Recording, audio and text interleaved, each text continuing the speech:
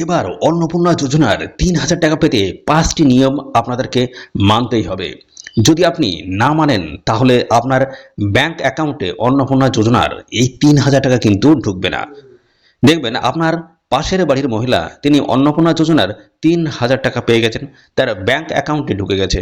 এবার আপনি টাকার অপেক্ষায় রয়েছেন, কিন্তু আপনার ব্যাংক অ্যাকাউন্টে টাকা ঢুকছে না। আর এই ৫টা নিয়মের মধ্যে এমন ২ থেকে ৩টি নিয়মের কথা বলবো বা জানাবো যেগুলো কিন্তু কাজের মধ্যে পড়ে, অর্থাৎ এই কাজগুলো আপনাকে করে রাখতেই হবে, তাহলে আপনার ব্যাংক অ্যাকাউন্টে কিন্তু টাকা ঢুকবে না।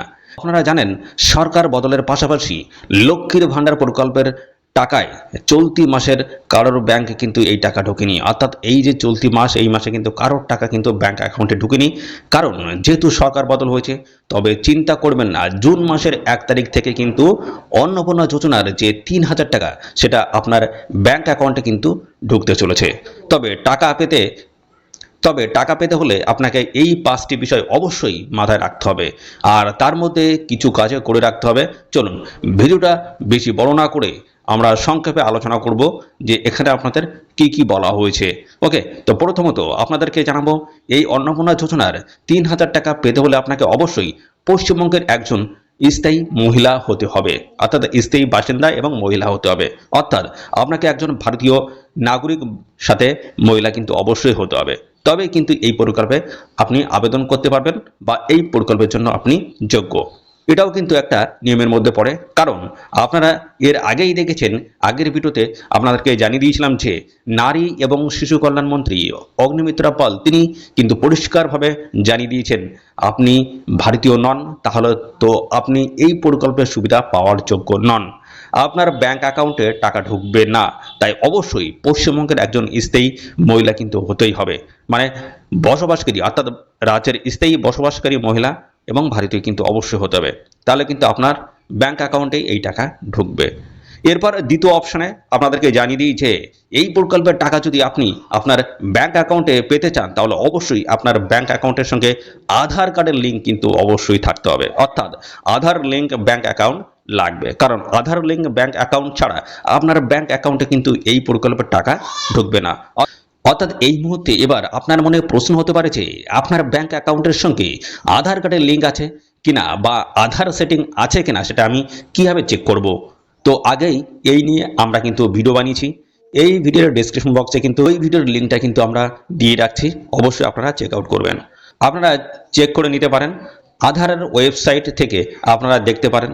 তবে আপনাদেরকে জানাবো, তারপরেও যদি আপনাদের কোনো সমস্যা হয় বা মনে যদি কোনো সন্দেহ হয়, তাহলে আপনারা কিন্তু অবশ্যই আপনার যে ব্যাংক রয়েছে সেই ব্যাংকে একবার যাবেন, ব্যাংকে গিয়ে আপনার যে ইকেওয়াইসি আপডেট সেটা কিন্তু একবার করিয়ে নেবেন।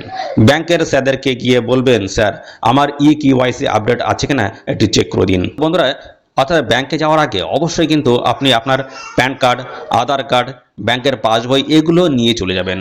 আর যার পাসবই তাকে কিন্তু স্বয়ং যেতে হবে, মানে নিজেকেই যেতে হবে, কারণ ওইখানে কিন্তু আঙ্গুলের ফিঙ্গারপ্রিন্ট নেওয়া হবে, তারপর চোখের রেটিনা স্ক্যান করা হবে, আপনার ছবি তোলা হবে, তুলে আপনার কেওয়াইসি আপডেট করা হবে। তাই অবশ্যই আপনার ব্যাংক অ্যাকাউন্টের সঙ্গে আধার কার্ডের লিঙ্ক বা কেওয়াইসি আপডেটটা এখনই করিয়ে নেবেন, না হলে কিন্তু আপনার ব্যাংক অ্যাকাউন্টে এই যে অন্নপূর্ণা যোজনার যে ৩,০০০ টাকা সেটা কিন্তু ঢুকবে না।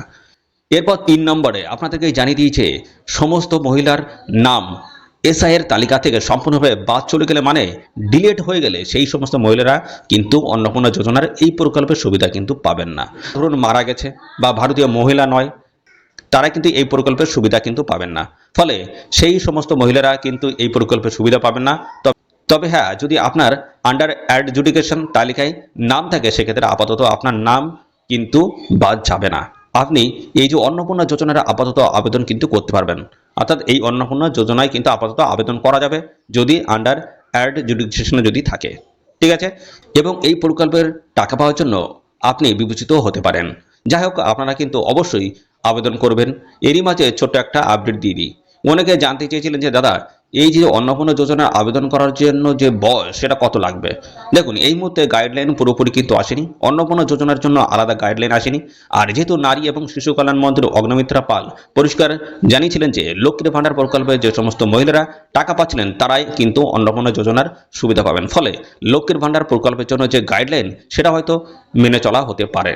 মানে 25 থেকে 60 বছরের মধ্যে বয়স যদি হয়ে থাকে সেক্ষেত্রে কিন্তু এখানে আবেদন করা যাবে বা এই প্রকল্পে তারা কিন্তু বেনিফিট পাবে। তো যদি নতুন কোনো গাইডলাইন আসে বয়সের ক্ষেত্রে কোনো কমানো বা বাড়ানো হয় সেক্ষেত্রেও কিন্তু পরবর্তীতে আমি জানিয়ে দেবো বা আপডেট দিয়ে দেবো। এরপর 4 নম্বরে আপনাদেরকে জানিয়ে দিই যে সমস্ত পরিবারে মহিলারা সরকারি চাকরি করেন তারা তো এই প্রকল্পের জন্য আবেদন করতে পারবেন না, অর্থাৎ যোগ্য নন, এই প্রকল্প সুবিধা তারা কিন্তু পাবে না। দেখুন, যদি এখনও পর্যন্ত অন্নপূর্ণা যোজনার সরকারি গাইডলাইন প্রকাশিত হয়নি যে কারা টাকা পাবেন কারা পাবেন না, গাইডলাইন এলে সেটা কিন্তু বিস্তারিত আপনাকে জানিয়ে দেবো।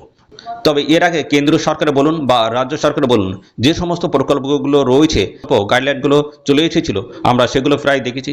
বেশিরভাগই কিন্তু লেখা রয়েছে যে সমস্ত পরিবার ধরুন বড় ধরনের ব্যবসা করে, যারা ইনকাম ট্যাক্স দিয়ে থাকেন বা ইনকাম ট্যাক্স পে করেন, এই সরকারি চাকরি করে যে সমস্ত মহিলারা তারা কিন্তু এই সমস্ত প্রকল্পের সুবিধা কিন্তু পাবেন না, অর্থাৎ তারা কিন্তু যোগ্য নন। তো যে সমস্ত পরিবারের বার্ষিক ইনকাম একটা নির্দিষ্ট পরিমাণে রয়েছে সেই সমস্ত মহিলারা কিন্তু এই প্রকল্পে টাকা পাওয়ার যোগ্য নন। শীঘ্রই নতুন গাইডলাইন চলে আসবে, নতুন গাইডলাইন এলে সেটাও কিন্তু আপনাদেরকে জানিয়ে দেবো। তবে এটুকু মাথায় রাখতে পারেন যে সমস্ত মহিলারা, অর্থাৎ যে সমস্ত মহিলারা সরকারি চাকরি করেন বা সরকারি আন্ডারটেকিং এর চাকরি করেন, ভালো পরিমাণে মায়না পান, তারা কিন্তু এই প্রকল্পে আবেদনযোগ্য বলে বিবেচিত হবেন না। সবচেয়ে বেশি সম্ভাবনা রয়েছে এটাই, অর্থাৎ যারা চাকরিজীবী রয়েছে সরকারি তারা কিন্তু এখানে অ্যাপ্লাই করতে পারবে না। তবে এখনও নিশ্চিত বলবো না, যেহেতু গাইডলাইন আসেনি, গাইডলাইন আসলে কিন্তু সমস্ত আমি পরপর জানিয়ে দেবো। এবার 5 নম্বরের যে আপডেটটার বিষয়ে আপনাদেরকে জানাবো, এটাই কিন্তু সবচেয়ে গুরুত্বপূর্ণ এবং সবচেয়ে বড় আপডেট বলতে পারেন।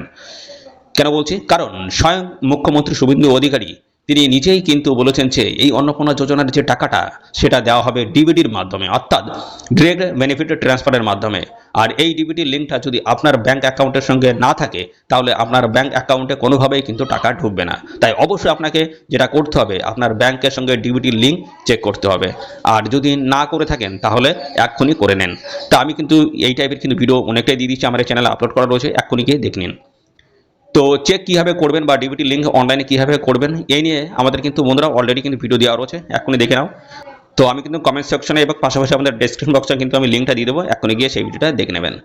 এই ভিডিওর ডেসক্রিপশন বক্সে কিন্তু লিঙ্কটা আমি দিয়ে রাখছি, আর যদি না থাকে তাহলে করে নিতে হবে। চেক কীভাবে করবেন বা ডিবিটি লিঙ্ক অনলাইনে কীভাবে করবেন এই নিয়ে আমাদের ভিডিও বানানো রয়েছে, আপনারা কিন্তু অবশ্যই আমাদের এই ভিডিওটা দেখে নিতে পারেন। এই ভিডিওটার ডেসক্রিপশন বক্সে কিন্তু লিঙ্কটা দিয়ে রাখবো, ওখানে ক্লিক করলে আপনারা দেখে নিতে পারবেন যে কীভাবে আপনারা নতুন পদ্ধতিতে সরকারের দেওয়া নতুন ওয়েবসাইট থেকে এই ভিডিওটা লিঙ্ক করতে পারবেন। তো তারপরে আপনাদেরকে জানাবো বন্ধুরা, এর মাঝে আপনারা একবার ব্যাংকে চলে যাবেন। ব্যাংকে গিয়ে যদি ধরুন আপনার মনে হচ্ছে যে ডিবিটি লিঙ্ক আপনি করতে পারছেন না, কোনো সমস্যা হয়েছে, আপনি ব্যাংকে যাবেন। ব্যাংকে গিয়ে আপনি সমস্তটা দেখাবেন। তো ব্যাংকে যাওয়ার আগে অবশ্যই আপনার কিন্তু আধার কার্ডের যে জেরক্স সেটা কিন্তু সঙ্গে নিয়ে যেতে হবে এবং অরিজিনালটা কিন্তু সঙ্গে আপনারা নিয়ে যাবেন। এবং মোবাইল নাম্বারটা যেটা এখন বর্তমানে রয়েছে মোবাইল নাম্বারটা সেটা কিন্তু সঙ্গে আপনাদের রাখতে হবে। সঙ্গে আপনার যে পাসবই রয়েছে ব্যাংকের যে পাসবই সেটা কিন্তু আপনি সঙ্গে করে নিয়ে যাবেন এবং স্যারদেরকে বলবেন যে আমার ডিবিটির লিঙ্কটা করে দিন বা করা আছে কিনা সেটা চেক করে দিন। আপনাদের সমস্তটাই কিন্তু স্যাররা কিন্তু করে দেবে।